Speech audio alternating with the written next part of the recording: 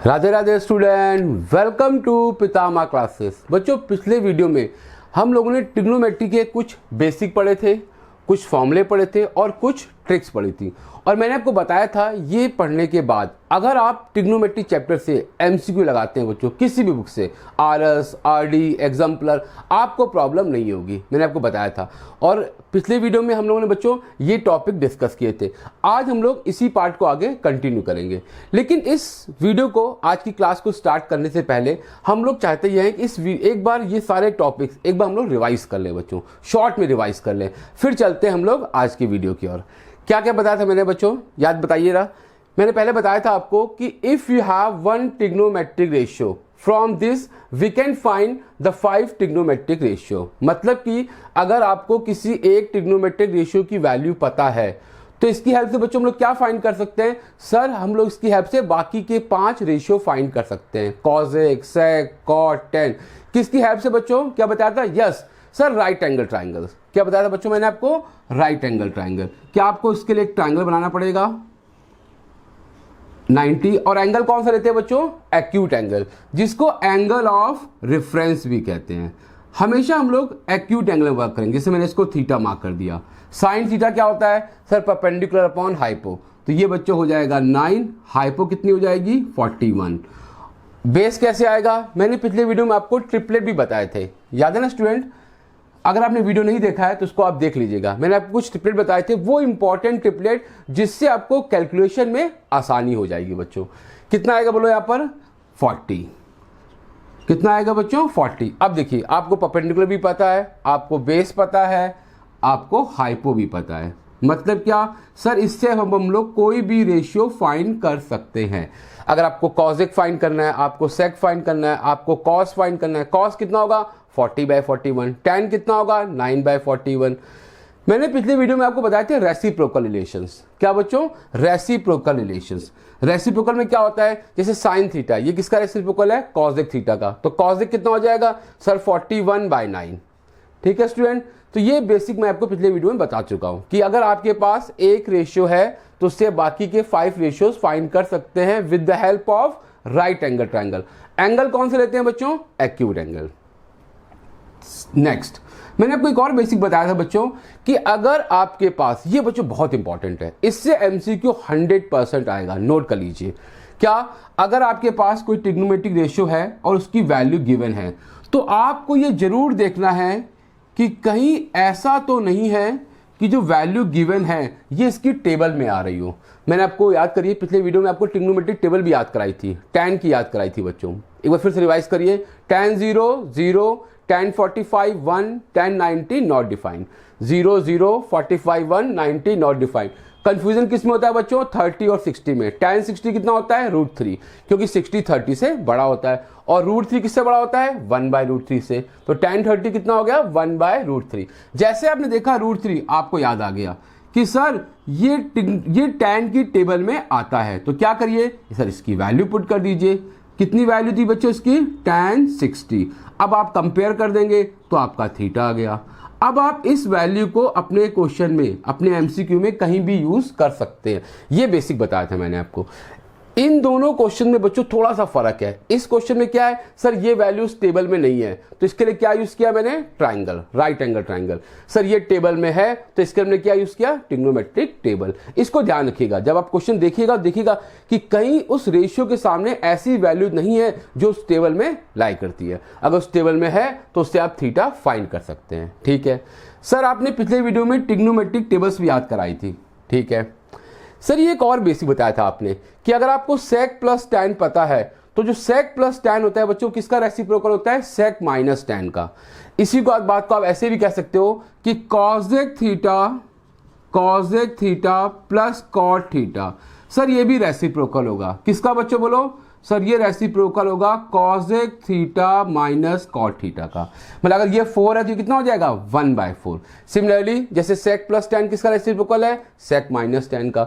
इससे भी एमसीक्यू बन के आ सकता है कि आपको सेक प्लस टैन गिवन और सेक माइनस टैन फाइंड करना है, या आपको इन दोनों की हेल्प से सेक थीटा फाइंड करना है, तो दोनों इक्वेशंस को आप एलिमिनेट भी कर सकते हैं। ठीक है स्टूडेंट?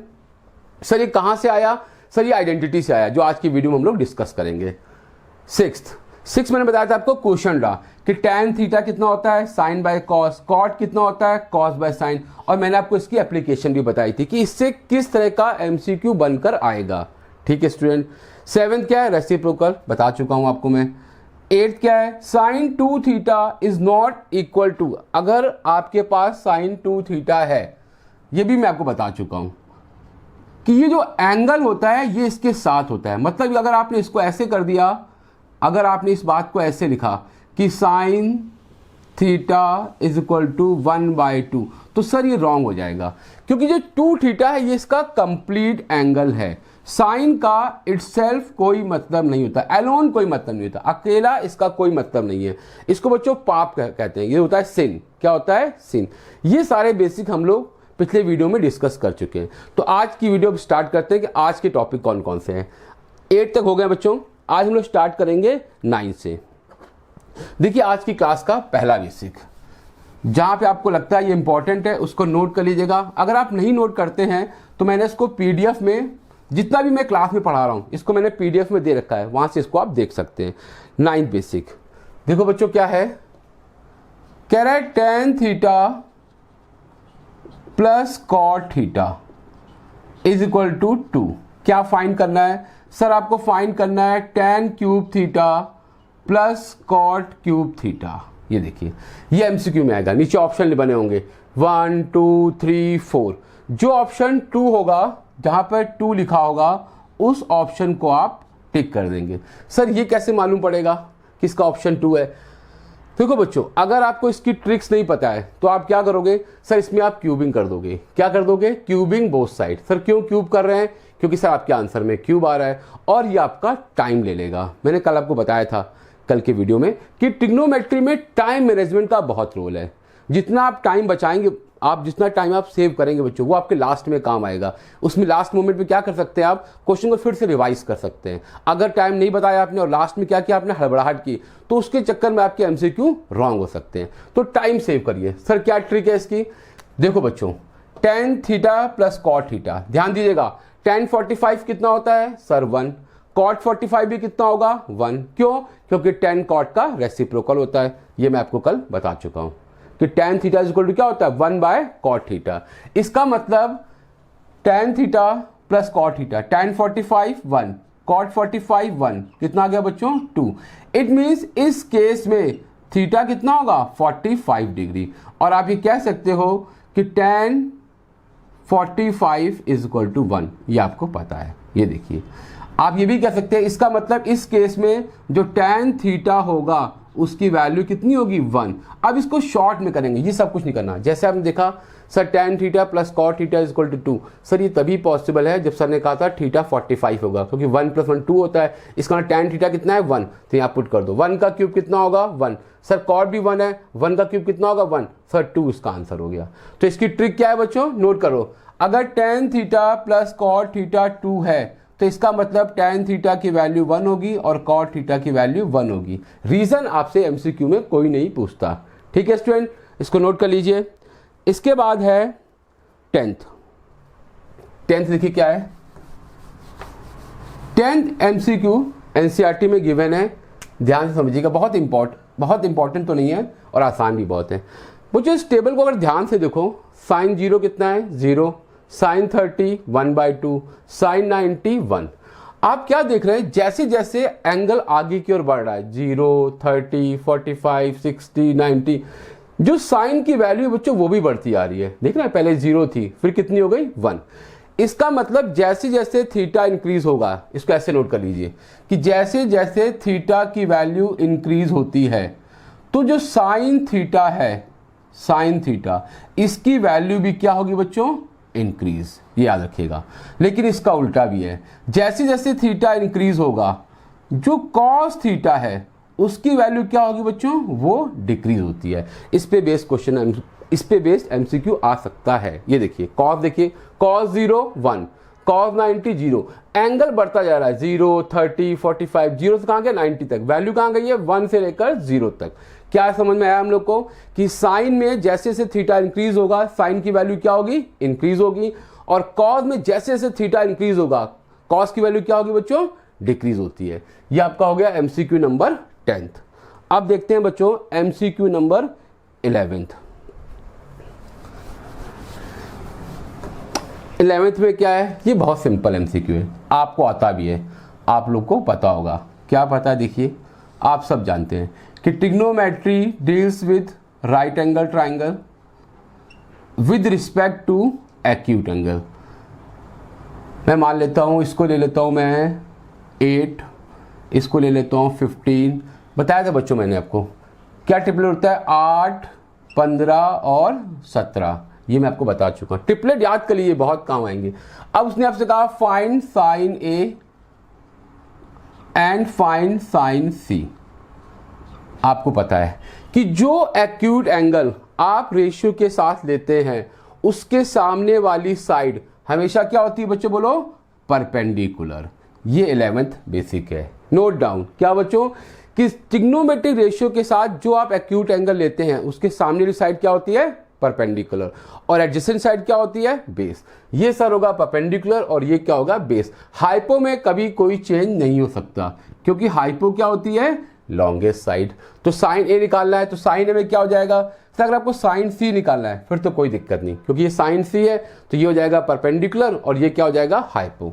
आपका आंसर आएगा 8/17। ये देखिए परपेंडिकुलर अपॉन हाइपो। अब उसने कहा साइन ए फाइंड करो। सर जब आप एंगल ए लेंगे, अब आपका एक्यूट एंगल क्या होगा बच्चों, ए। क्या चेंज होगा सर, इसमें परपेंडिकुलर और बेस जो होंगे वो क्या हो जाएंगे, इंटरचेंज। क्या हो जाएंगे बच्चों, इंटरचेंज। क्यों, क्योंकि सर एंगल के सामने वाली साइड क्या होती है, परपेंडिकुलर। तो सर ये साइड अब हो जाएगी परपेंडिकुलर और ये आपका हो जाएगा बेस। ये देखिए चेंज हो गया। हाइपो में कोई चेंज नहीं होगा तो साइन कितना होगा, 15/17। ये बेसिक भी काफी इंपॉर्टेंट है कि अगर आप एक्यूट एंगल को चेंज कर दोगे किसी रेशियो के साथ तो क्या चेंज होगा बच्चों, बोलो, उसका परपेंडिकुलर और बेस क्या हो जाएगा, इंटरचेंज। बात समझ में आ गई है, वेरी गुड। इसको भी अच्छे से नोट कर लीजिए। नेक्स्ट 12th देखिए क्या है। इस MCQ में एक चीज और समझ लीजिए, अगर उसने ऐसे पूछ दिया आपसे कि what is the value of sine A plus C, ऐसे पूछ दिया, ये भी आ सकता है। छोटा बेसिक है बहुत। एंगल बी कितना है, 90 है। अगर एंगल बी 90 है बच्चों तो angle A plus angle C कितना होगा, सर 90 डिग्री होगा। क्यों, एंगल सम प्रॉपर्टी। क्या बच्चों बोलो, एंगल सम प्रॉपर्टी। तो इसको आप ऐसे कह सकते हो, सर ए प्लस सी कितना है, 90 डिग्री। साइन 90 कितना होता है, सर साइन 90 1 होता है। मैंने आपको कहा था याद कर लिए, साइन 0 0 साइन 90 1। साइन कहाँ स्टार्ट होता है, 0 से, एंड कहाँ होता है, 1 में। कॉस में उल्टा होता है सर 1 से स्टार्ट होता है और 0 में एंड होता है। tan 45 कितना होता है, 1। क्यों, क्योंकि सर साइन 45 और कॉस 45 दोनों की वैल्यू सेम होती है। जब आप यहाँ पे पुट करेंगे तो 1/√2 और 1/√2 ये दोनों क्या हो जाएंगे, कैंसिल। तो tan 45 कितना आएगा, 1। तो साइन 45 1/√2, कॉस 45 1/√2। ठीक है सर, ये भी समझ में आ गया है। नेक्स्ट क्या है, 12th बेसिक।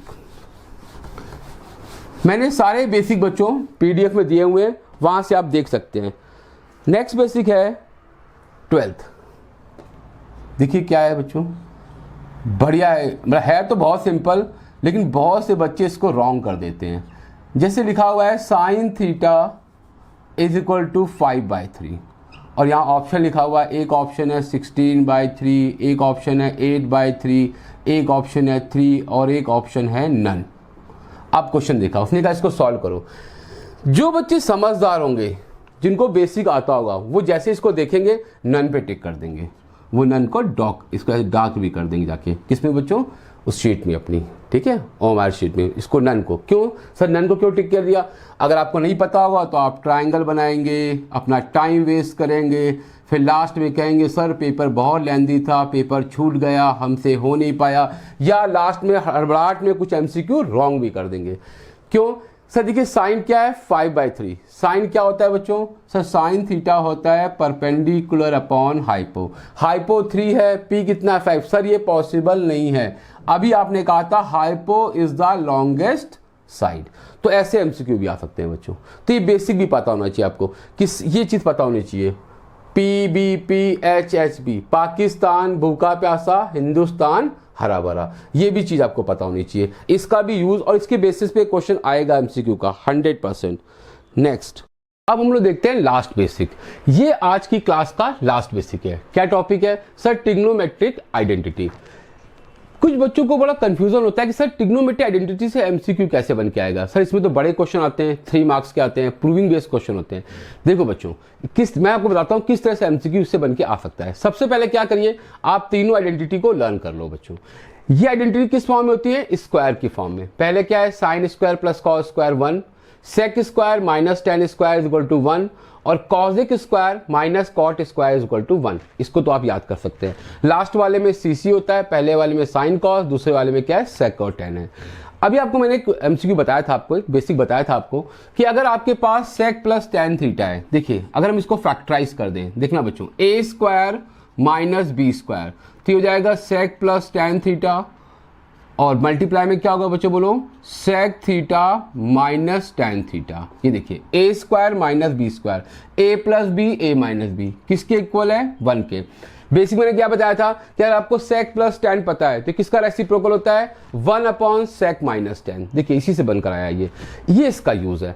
आइडेंटिटी से भी MCQ आ सकते हैं। एक और देखिए MCQ ऐसा भी आ सकता है, ये इस टाइप का MCQ आ सकता है, जैसे लिखा हुआ है 9 tan square theta minus sec square theta. अब जैसे ये MCQ आया, ये भी बच्चों इसी आइडेंटिटी पे बेस्ड है। ऑप्शन लिखा हुआ है यहाँ पे 9, यहाँ पे लिखा है -9, यहाँ पे 0 और यहाँ पे लिखा है 3। अब जैसे भी स्टूडेंट इसको देखा, उसने कहा सर ये tan square minus sec square 1 होता है, यहाँ पे 9 है, 9 इंटू 1 9, उसने 9 को टिक कर दिया। रॉन्ग हो गया क्वेश्चन बच्चों, आपने ध्यान नहीं दिया। यहां पे लिखा हुआ है tan square minus sec square, जबकि आइडेंटिटी क्या है? Sec square minus tan square. अगर आप इसको लिखेंगे tan square minus sec square, तो इसकी वैल्यू कितनी होगी बच्चों? -1, क्योंकि साइन क्या हो जाएंगे? चेंज। तो इसका मतलब ऑप्शन कौन सा राइट होना चाहिए? सर आंसर होना चाहिए -9। ये देखिए 9 इंटू -1 कितना हो जाएगा बच्चों? -9। तो यहां पर ध्यान देना आपको, आइडेंटिटी से इस टाइप के क्वेश्चन आ सकते हैं। और कैसे क्वेश्चन आ सकते हैं ये भी देखिए। जैसे उन्होंने रीजनिंग बेस्ड क्वेश्चन आया, उन्होंने ऊपर लिखा पे लिख दिया कि sine 4 theta plus cos 4 theta is equal to 1 और इसका रीजन दे दिया आपको कि sine square theta plus cos square theta is equal to 1। ये इसका रीजन है और ये इसकी स्टेटमेंट है। तो आप बताएंगे कि सर ये रीजन जो है ये तो राइट है, ये ट्रू है, लेकिन ये स्टेटमेंट फॉल्स है। अगर आपको नहीं पता होगा तो आप इसको भी ट्रू कर देंगे। क्यों? आपको लगेगा कि सब sign square plus cos square 1 है, तो साइन का स्क्वायर कितना होगा? 4, कॉस का स्क्वायर कितना होगा? 4, 1 का स्क्वायर कितना होगा? 1। सर ये दोनों ट्रू है, जबकि ये रॉन्ग है बच्चों, क्योंकि sine 4 theta plus cos 4 theta 1 नहीं हो सकता है। क्या होता है इसकी वैल्यू? ये आपको याद करनी पड़ेगी। 1 - 2 sign square theta cos square theta. ये देखिए इस टाइप के क्वेश्चन आएंगे।